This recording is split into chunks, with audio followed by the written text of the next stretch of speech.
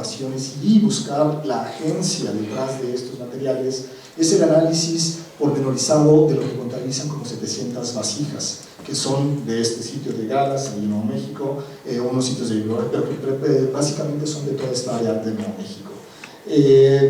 Igual, ¿no? Aquí hay una caracterización, hay diferentes periodos, la cerámica no es la misma, tiene cambios desde más o menos desde el 200 después de Cristo, hay una serie de cambios, pero ellos se enfocan fundamentalmente sobre este periodo en particular, pero también señalan veladamente, bueno, señalan sucintamente que hay una serie de cambios estructurales a nivel de, por ejemplo, de asentamiento. Este tipo de cerámica en la época clásica está relacionada con un tipo de asentamiento en la superficie. ¿Recuerdan esos sitios como de los indios pueblos, ¿no? Que están como de adobe? Ese tipo de características son las que predominan en esta área, pero previamente había lo que se considera como pit houses, que son casas semisubterráneas, que es un patrón. Entonces, a estos patrones van obedeciendo cambios estructurales en otros digamos, aspectos de la cultura material. No es el único, ¿no? Pero ellos se centran en la cerámica. Bueno, surgiendo, para tratar de entender esto, se guían sobre las diferentes clasificaciones que se han hecho, que son dividir a la cerámica en los estilos 1, 2 y 3, tardío, temprano, más tardío, más temprano, y bueno, lo que obtienen a través de la clasificación son alrededor de 25 diferentes tipos, que tiene que ver con el tipo, bueno, aquí, ¿no? Como lo describe, el tipo de decoración, que si son 4 cuartos, que si son 4 cuartos, pero 2 son diferentes, que igual 4 cuartos pero con variantes, y entonces van seleccionando una serie de elementos. Lo que están preparando las autoras hasta este momento es tratar estas 700 vasijas que contabilizaron. Bueno, también la cerámica Mimbres tiene, no solamente son cuencos, en este caso son como tipo platos, como son cuencos. La cerámica Mimbres también reúne una cantidad de ollas y de otros materiales, pero ellas deciden únicamente concentrarse sobre los cuencos, ¿no? Entonces estos cuencos, bueno, los caracterizan de esa forma y aquí empieza el análisis de tratar de establecer estos patrones que finalmente van a interpretar si existe o no agencia. Entonces, bueno, ya debido como uno es esto, aunque ustedes no lo vean claramente, lo que significan estos cuadros es que están recuperando gran parte de esa herencia procesual del procesamiento de la información. Estos cuadros tienen que ver con planteamientos que se generaron en la tendencia anterior. Este es un buen ejemplo porque trata de rescatar la herencia metodológica propiamente de la parte procesual con una propuesta que tiene que ver con un esquema, un planteamiento de arqueología interpretativa y sobre todo de agencia, ¿no? Entonces estos cuadros son metodológicamente la herencia, bueno, de la arqueología básicamente, pero también rescatados de lo procesual. Entonces, bueno, aquí tiene la cantidad de vasijas totales, que son 720, distribuidas en los diferentes periodos. Uno de los periodos que son los clásicos, bueno, más o menos el clásico que sería este, que es el que presenta mayor cantidad de vasijas. Entonces aquí nos están presentando cómo ellas van a tratar de identificar cómo podríamos obtener agencia del análisis de estos dibujos. Como les decía, para detectar la agencia en su perspectiva es que hay que detectar innovaciones y anomalías. Aquí el punto es que a partir de esa clasificación que realizan, van contabilizando en qué momento aparecen cierto tipo de diseños y en qué momento esos diseños se reproducen en el paso del tiempo o desaparecen. Si un diseño que aparece en un momento particular y no se reproduce, se conceptualiza como una anomalía. Se acabó. Un diseño que no progresó, una agente que hizo su propio diseño y que no progresó. Sin embargo, hay otros diseños que van apareciendo y que se van repitiendo y que van apareciendo cada vez más. Se considera que estas anomalías que fueron en un momento se convierten en innovaciones porque son repetidas. Aquí el punto importante también que mencionan es que la cerámica Mimbres tiene la particularidad de no tener un centro de producción, digamos, no hay un lugar donde se produzca. Hay uno muy importante, ese sitio de Galas es de los más importantes, de los más grandes, que tiene una posición geográfica privilegiada y estratégica privilegiada. Pero que en muchos otros sitios correspondientes a esta cultura Mimbres se producen cerámicas, ¿no? De las mismas características. Entonces, lo que ellas consideran en ese sentido es que si no hay un centro de producción, no puede estar determinado el tipo de diseños que se van a repetir, obedece a diferentes decisiones de diferentes artesanos en esta macroescala de diferentes sitios. Entonces, El punto es de qué forma estos diseños van apareciendo, y pues lo que determinan es que a partir de ese análisis, por ejemplo, un tipo de cerámica que se hace presumiblemente en el sitio Galás, este tipo de cerámicas incorpora elementos de otra tradición que está más allá arriba, que es la Hohokam, pero que es producción local. Entonces, al ser esta vasija fue producida por algún artesano con algunas motivaciones que no sabemos cuáles porque no nos terminan de decir. Aquí lo que ellas consideran es que estos elementos, que en este caso en particular provienen de otra área, podrían haber sido o estado relacionados con la capacidad inventiva de un sujeto alfarero, de uno que lo produce, y en la medida en que este alfarero tiene éxito, sus diseños se van reproduciendo en esta contabilización, ¿no? En esta contabilización de diferentes sitios. Si bien aquel diseño, el diseño anterior que venía, ¿no?, de una tradición arqueológica cercana, relacionada en la misma zona, pero diferente, se utiliza, ¿en qué medida esto se va reproduciendo? Bueno, eso es lo que no, tampoco en este caso no queda muy claro. Sin embargo, en otro momento, por alguna razón, aparecen las figuras humanas. Este cuadro es un poco más, lo que reflejan a nivel de agencias es esto, ¿no? Aquí tenemos los diferentes estilos que nos habían contabilizado y tenemos las diferentes representaciones. Lo que ellas consideran es, por ejemplo, las representaciones animales, ¿no?, estas que pueden venir de lejos o no, aquí contabilizan en los periodos tempranos únicamente 2 vasijas. Después, el estilo tiene una representación baja y estas pueden ser consideradas anomalías. Sin embargo, a partir de este momento, que tiene que ver con cambios sociales estructurales más complejos, hay una producción altísima que sube a 40, ¿no? A 34. En este momento, estas aparentes anomalías se convierten en innovaciones y que son reproducidas por diferentes artesanos. Lo que están expresando con estos números, bueno, nuevamente, ¿no?, hay una disminución del tipo, otro crecimiento. Lo que están tratando de observar es la forma en que diseños en particular, que tienen que ver con animales, con ciertos animales en particular, pueden ser identificados con un nivel de agencia por parte de los artesanos, y que aquí se reproducen, digamos, altamente por diferentes artesanos, porque recordemos que esta cerámica se hace en diferentes lugares, ¿no?, dentro de esta misma tradición. No es hecho, o sea, estas 34 vasijas no son hechas en un solo lugar de producción, sino son la suma de estos diferentes lugares. Entonces, ¿cómo es posible, y que también nos queda un poco velada ahí la respuesta, cómo llegamos a obtener que estos artesanos produjeron a nivel de agencia el cambio en los diseños cerámicos, bueno, los diseños de la pintura? Igualmente aquí vienen en relación a las representaciones humanas. Como ven, en los estados, digamos, tempranos, no existen representaciones humanas como las que les ponía en la foto. No hay, aquí empiezan a ver animales, más animales, pero aquí no hay humanos. Sin embargo, en un momento determinado aparecen 6 vasijas con unas características y con las representaciones humanas que se pierden posteriormente y que en el otro periodo se recuperan y que tienen una explosión en el siguiente periodo. Para ellas, estos son los indicadores de que, bueno, y obviamente hay microestilos, ¿no? Cada microestilo, esto está dividido por microestilo, está trabajado a través de microestilo. Se tratan de recuperar qué tipo de diseño puede corresponder, si no un artesano, a una producción particular que luego reproducen en diferentes lugares.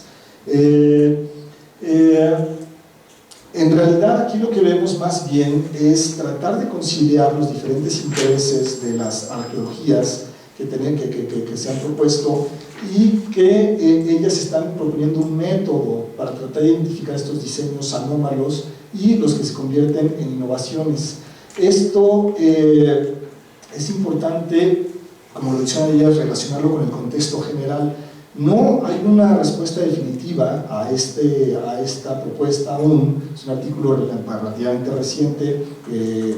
No, en realidad aquí ya no hay una correlación con el resto de las variables. Tratar de entender la estructura en la cual estos cambios cerámicos fueron hechos. Sin embargo, la extracción y el concepto metodológico que establecen para tratar de identificar, para mí es lo que es relevante en términos de aplicación a un caso concreto de la posibilidad de establecer algún tipo de relación con la agencia, en este caso de cerámica, ¿no? Y bueno, aquí el punto, las conclusiones a las que llegan es que, bueno, básicamente si lo ven el orden cronológico es lo que sirve para la base de este análisis. Como lo manifiesta, ¿no? En algunos casos los diseños estuvieron presentes por corto tiempo y se desecharon, no fueron exitosos finalmente como lo mencionan ellas. Pero en otros casos se aceptaron y se incorporaron, como la versión de los humanos, que no hay humanos en las partes tempranas, luego hay humanos, se desechan, pero luego se recuperan. Para ella, esos son los indicadores, bueno, para ellas, que son los indicadores de que ahí se está produciendo agencia de ciertos alfareros en particular en la producción de esta cerámica.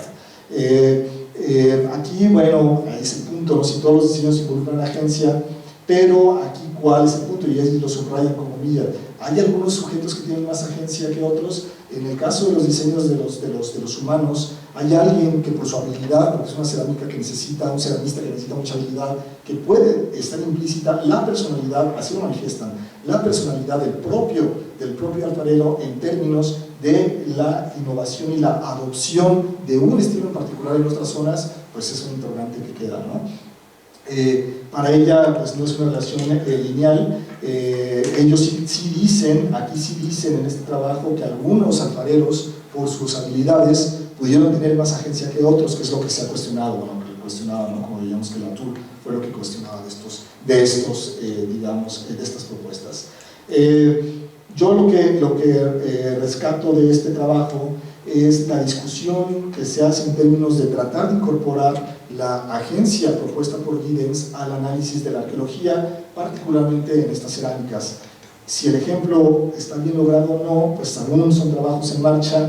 Aquí nos faltaría comprender cuál es el papel de esa estructura y cómo identificar esa estructura, y finalmente cómo identificar esos actores más allá de estas acciones indirectas, que sería el acto de pintar, pero en la arqueología pues la tenemos bastante complicada, ¿no?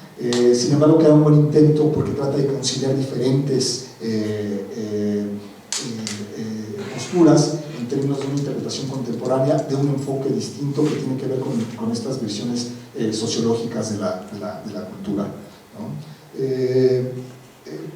Ahí quedaría la parte de un análisis aplicado, que es un análisis complejo, en realidad. A mí esa lectura la tienen disponible, podría ser interesante que la revisaran. Propone una ruta de trabajo, no es una ruta definitiva, pero se propone una ruta de trabajo, ¿no? Entonces aquí concluiría esta parte del curso, bueno, de las sesiones.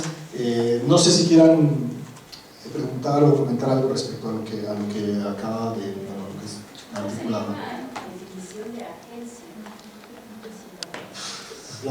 ¿no? O sea, yo es el acto, es un conjunto de acciones, ¿no? Es la capacidad, la intencionalidad que como humanos tenemos de transformar y de hacer cosas, básicamente. Ahora, cómo se articulan las diferentes propuestas, ya esa sería, ¿no? una variante que tendrías que ver desde qué perspectiva.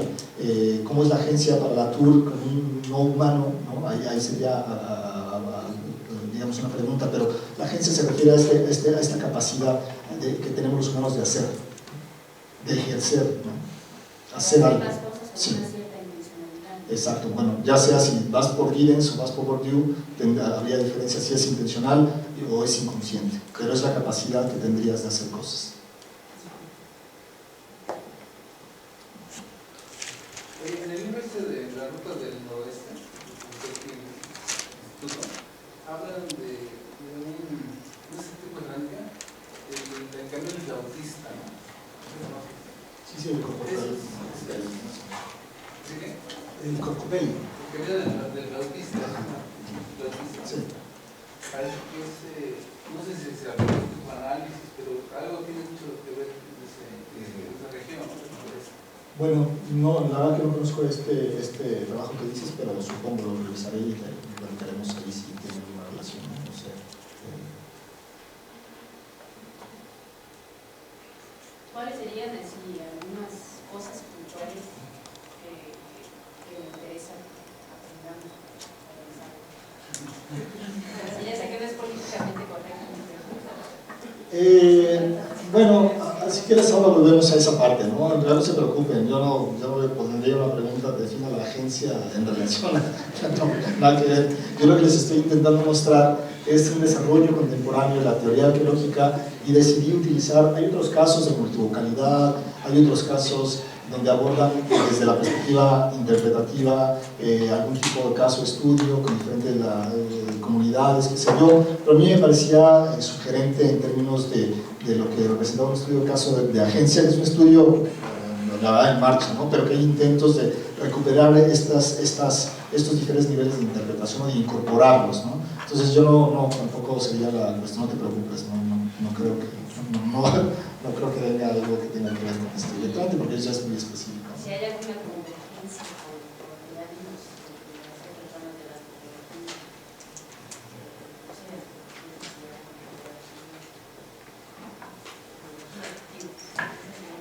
Sí, de hecho toda esta tendencia yo la veo mucho más abierta, mucho más dialógica con otras disciplinas. De hecho, en esta tendencia tendrías la posibilidad de incorporar diferentes pensamientos, ¿no? Antropológicos a un estudio y enriquecer las aportaciones. En realidad esta tendencia es lo que una de las propuestas es esa, ¿no? Como ahí trato de decir, en realidad enriquece, ¿no? Estas visiones, ¿no? Pero bueno, ahora volvemos a eso. Entonces, aquí el punto de estas arqueologías, como lo veíamos al principio de la clase, es tratar de conciliar estos diferentes intereses, estos intereses multivocales con los que empezamos. La gente que se oponía a que quitaran, ¿no?, el templo de Debod y se lo llevaran para Madrid, o que es eso, ¿no? Eso es tratar de conciliar y de posicionar al arqueólogo en esta visión contemporánea, relacionado con el patrimonio arqueológico.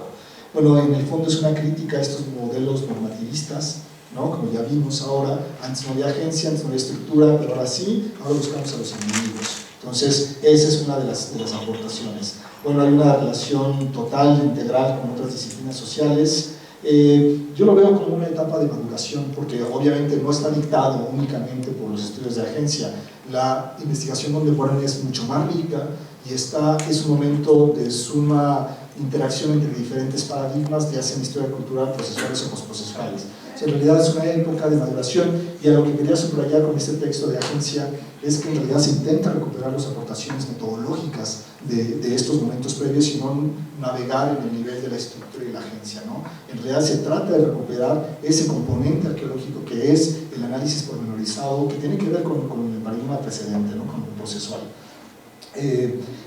Bueno, como habíamos mencionado antes, es un modelo que finalmente se inserta socialmente, se toma una posición de acuerdo a este momento social y que introduce temáticas que van modificando las formas en que hemos pensado y concebido la arqueología o las interpretaciones. Fundamentalmente también, ¿no?, se consideran estos modelos androcéntricos en la creación de la historia y el rol de la arqueología frente a la globalización y turismo, al nacionalismo, a toda una serie de problemáticas que son problemáticas contemporáneas y que inciden en las formas en las que hacemos arqueología, ¿no? La determinación, o como veíamos, el uso de ciertos iconografía en términos de la producción de identidad nacional o de la reproducción de los nacionalismos, pues es muy importante y determina en gran medida las directrices que van tomando ciertas investigaciones, y porque también algunas investigaciones son mejor presupuestadas que otras de acuerdo a muchos objetivos de estas características.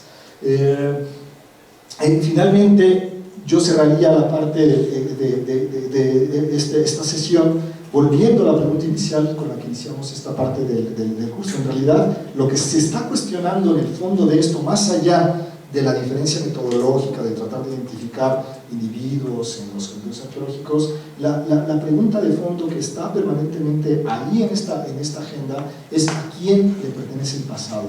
¿Quién es el dueño del pasado? ¿Quién tiene el derecho de ejercer ciertas visiones sobre el pasado? Los estudios nacionales han demostrado que lo han hecho bien, mal, depende de la perspectiva que se analiza, pero justo el empoderamiento de las comunidades indígenas, tendrán razón en administrar sus recursos arqueológicos o no, de qué perspectiva hay politización evidentemente del pasado de una forma que no se había visto anteriormente, como les decía, la creación de estos acuerdos como el NACPRA, que modifica completamente las formas de hacer investigación del pasado. Entonces, aquí la pregunta es fundamentalmente a quién le pertenece el pasado, ¿no? Y esa es una cuestión que está sujeta a debate y que es una parte esencial de estas agendas. Finalmente, volviendo a nuestro cuadro comparativo que les había presentado al inicio, quiero recalcar, en realidad quiero recalcar que estos movimientos en realidad no están superados, son movimientos y son posturas. Si hacemos un análisis contemporáneo de la arqueología en términos de estos esquemas, vamos a encontrarnos que en la actualidad se practica cualquiera de estos paradigmas. Ninguno ha superado al otro, y hay gente procesual que le gusta el procesualismo y que sigue haciendo el procesualismo, y hay otros multivocales que están en la parte de la multivocalidad y la agencia. No se excluyen, pero sí, a mi perspectiva, se van enriqueciendo. Entonces es una interacción dialógica, algunas preguntas que no se solucionaron acá, hay posibilidad de volverlas a articular en la visión contemporánea. Entonces, bueno, ya para sumar la última parte del cuadro, habíamos hablado, ¿no?, que estas arqueologías postprocesuales o interpretativas pues son más visibles a partir de los 80, considerando esos cambios políticos que se vienen gestando desde la posguerra y la poscolonialidad. La arqueología, bueno, es interpretativa, ¿no? Aquí volvemos ya no explicativa en contraposición, sino interpretativa. El pasado siempre es una posición estratégica de los presentes, que estemos de acuerdo o no, eso es lo que se propone. Todo pasado es interpretación presente, rescata las aportaciones de la tecnología absoluta cuando se puede rechazar. Ahora se suman una multitud de análisis para tratar de fechar y ubicar en el tiempo los contextos, ya las interpretaciones del pasado en el pasado, del presente del pasado, cuando se van sumando a estas visiones hermenéuticas, ¿no? Los materiales son textos que invitan a lecturas, ¿no? Que eso es algo que se ha debatido mucho, pero bueno, finalmente queda como parte de esa agenda. Cada lectura puede ser distinto de acuerdo a quien lee lo que está leyendo. Sin embargo, hay un rompimiento total en términos a lo que se propone desde aquí, que acá estamos en los aspectos más normativos, tratar de encontrar cuáles son las recurrencias de estas sociedades como conjunto, y aquí no, ese es un movimiento total. Aquí estamos en planteamientos cartesianos, divisiones digamos tradicionales de objeto y cosa, mente, cuerpo. Aquí no, aquí tratamos o se trata de establecer cuál sería esa relación dialógica, y se rescata el concepto de cosa de Heidegger, donde ¿no? hay una relación dialógica entre objetos y cosas. El humano es humano porque está rodeado de objetos, ¿no? También. Entonces aquí la agencia, una parte esencial, pero sobre todo la singularización de lo que implica el estudio del pasado en el presente y el pasado, porque el individuo es activo y la sociedad es el resultado dialógico de su individualidad. Y bueno, y como personajes, ¿no? Bueno, también hay muchísimos personajes, pero uno de los que fue el motor de estas posturas, pues es Ian Hodder. En el estilo este también tiene una focalización de origen, pues este es más un movimiento inglés, este es más un movimiento norteamericano, bueno, también acá con pero bueno, hay muchas tradiciones de diferentes países que se mezclan en estas posturas, y que bueno, las cuestiones, por ejemplo, más debatibles en esta fase, por ejemplo, el estudio de Flannery, era como, bueno, viene en la visión de las arqueologías imperialistas a hacer investigación fuera de su territorio, pero no hay producción local. ¿Cómo se relacionan con las comunidades locales? ¿Qué es lo que se cuestiona acá? ¿De qué forma estos estudios tienen incidencia en los aspectos reales, ¿no? Entonces, yo creo, al final, que es un poco ficticio, de alguna forma, separar, pero hay representantes muy claros de estas tendencias. En la actualidad, finalmente, sí se sostienen estas diferentes posturas sumadas a muchas posturas nacionales. El libro que se publica en 1989, que es la historia del pensamiento arqueológico, de Bruce Trigger, canadiense, que analiza esta historia de los pensamientos arqueológicos, y bueno, ven un listado de las diferentes tradiciones arqueológicas, la soviética, por ejemplo, que ha aportado muchísimo, que aquí parecería que no aparece, las tradiciones europeas, la tradición latinoamericana de la arqueología antropología social de los 70, en realidad hay una riqueza en otros enfoques, pero bueno, esto como aspecto más general en términos de una visión panorámica se sostiene, y por eso fue el interés de tratar de ver estudios de caso particular que habían aplicado o que se sumergían dentro de estos paradigmas, ¿no? Y bueno, eso sí ya es todo, y bueno, no me restaría más que desearles mucha suerte en el examen, que les vaya muy bien. No va a venir a la agencia, no te preocupes, eso te lo adelanto, no va a venir. Y entonces pues les doy la palabra para cualquier comentario, aclaración o sugerencia que tengan, ¿no? Ya viene, bueno, yo ya lo envié, y aparte, pues, sí, también hay, bueno, se las voy a dar. Bueno, ya tenía aquí una pregunta sobre justamente del conflicto, ¿no? ¿Cuál era la referencia? Y de otra, igual también, ¿cómo nos ibas o cómo nos puedes hacer llegar, ¿no?, de la presentación? Yo se lo voy a dar a la coordinación en este momento, y sea más fácil que no sé cómo se los dieron los textos, los colgaron en la página, ¿no? Sí. Entonces eso, yo me comprometo en este momento mandárselos a la coordinación y que ellos lo suban inmediatamente, porque es un rollo, se los doy y ya se hizo un rollo el año pasado, ¿no? Entonces prefiero la guía, pero yo me comprometo en este momento a dárselas, ¿no?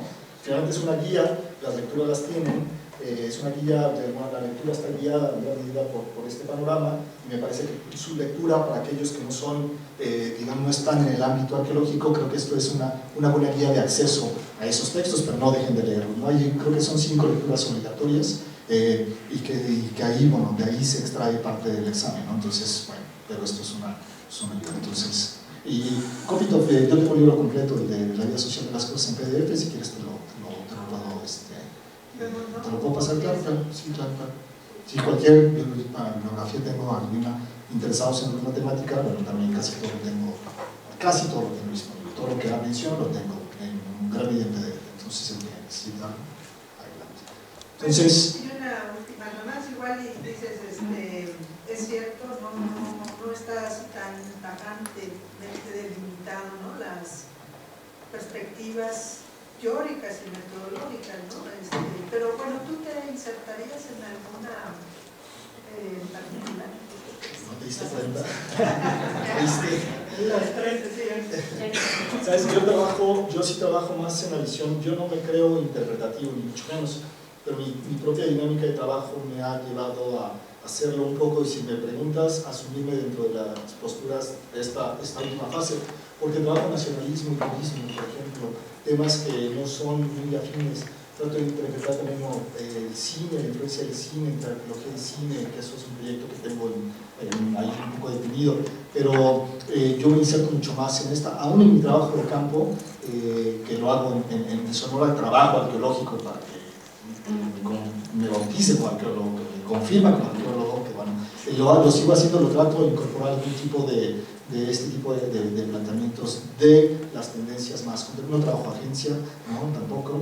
Me parece un tema apasionante por toda la literatura que se propone, pero creo que ese es el último punto, y ya es un punto bastante problemático, pero es muy rico por la apertura que tienes en términos de cómo podemos interpretar y llegar al nivel de los individuos. Cuando tú tienes, por ejemplo, individuos excavados, digamos, restos humanos, podría dar otra ruta de acceso para poder interpretar la agencia, ¿no? Pero bueno, entonces si me preguntas eso, yo estoy más de este lado por la propia temática que trabajo, por mi propia temática de estudio,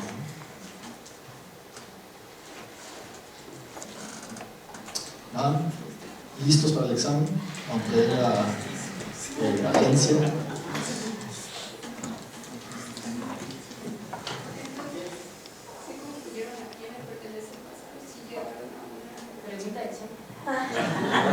Tú dime, ¿a quién le pertenece el pasado?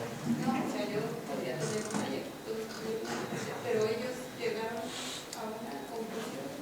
No, porque es lo que mencionaba Iván hace rato, ¿no? Hay que contextualizar el tipo de pasado al que nos referimos en términos, actualmente, como decía el otro compañero que ya no está, hay un marco legislativo donde se establecen ciertas pautas, donde tú no te puedes salir de ese marco legislativo.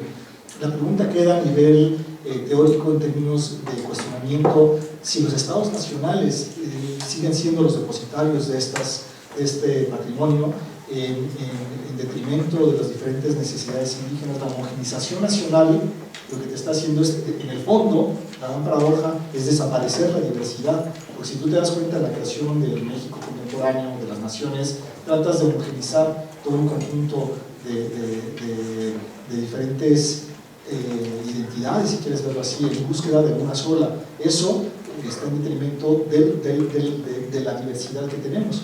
Ahora,